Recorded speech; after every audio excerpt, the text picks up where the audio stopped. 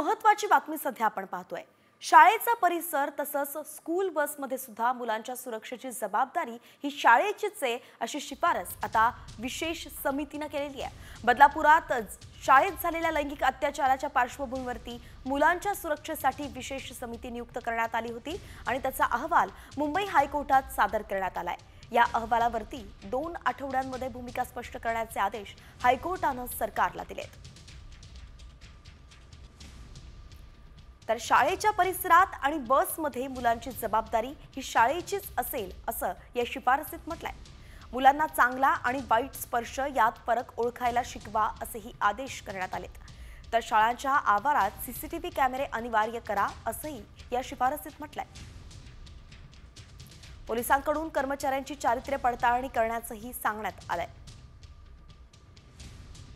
शिवाय 1098 हा toll free helpline क्रमांक प्रमुख ठिकाणी प्रदर्शित करा असंही सांगण्यात आलंय।